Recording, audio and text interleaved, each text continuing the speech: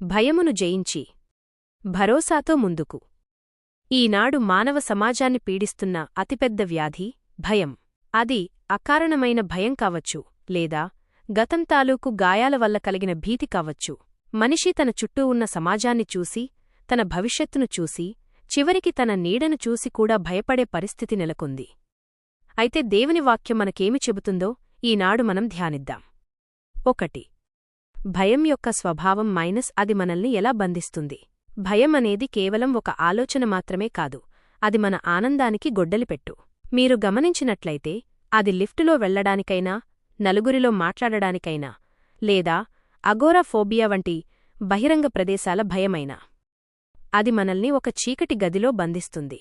యోబు భక్తుడు తన జీవితంలో ఎదురైన కష్టాల గురించి చెబుతూ, నేను దేనికి భయపడితినో అది నా మీదికి వచ్చెను అని అంటాడు. అంటే భయమనేది మనల్ని బలహీనపరచడమే కాకుండా మన విశ్వాసాన్ని దెబ్బతీస్తుంది. కాని దేవుడు మనల్ని చూసి ఏమంటున్నారో తెలుసా?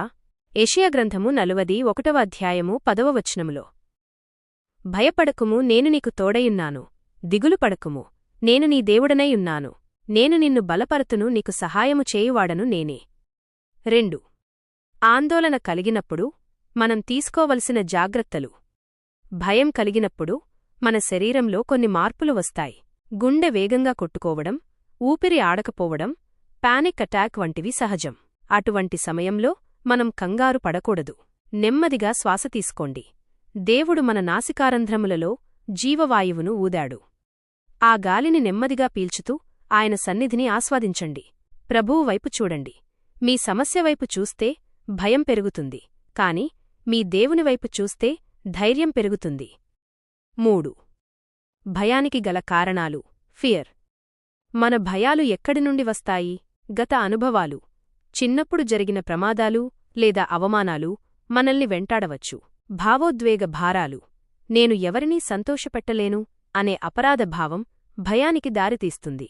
కాని వాక్యం సెలవిస్తోంది, నీ చింత యావత్తూ ఆయన మీద వేయుడి, ఆయన మిమ్మును గూర్చి చింతించుచున్నాడు.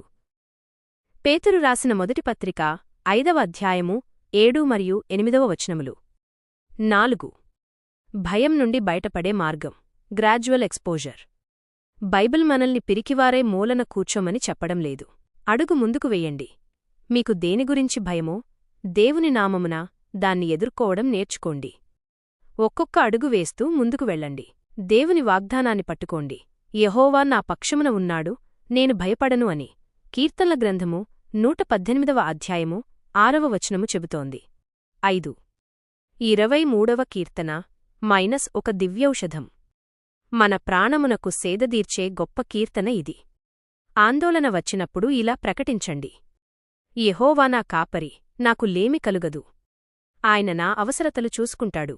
గాఢాంధకారపు లోయలో నేను సంచరించినను ఏ అపాయమునకు భయపడను. చీకటి పరిస్థితుల్లో కూడా ఆయన తోడుంటాడు. ముగింపు మరియు ప్రార్థన. ప్రియమైన సోదరీ సోదరులారా, భయం మిమ్మల్ని బానిసలుగా చేయనివ్వకండి. మీ దృష్టిని సమస్య మీద నుండి కాపరి అయిన యేసుక్రీస్తు మీదకు మళ్లించండి. ఆయన మీ చేతిని పట్టుకుని నడిపించటానికి సిద్ధంగా ఉన్నాడు. శాంతికై ప్రార్థన. ప్రభువా, నీవు నా కాపరివైనందుకు వందనాలు. నా భయాలను, ఆందోళనలను నీ పాదాల చెంత పెడుతున్నాను. నీవు నా కుడిచేతిని పట్టుకుని నడిపిస్తావని నమ్ముతున్నాను. నాకు కలిగే ప్రతి పరిస్థితిలో నీ శాంతిని నాకనుగ్రహించు. యేసు నామమునడుగుతున్నాను, ఆమేన్.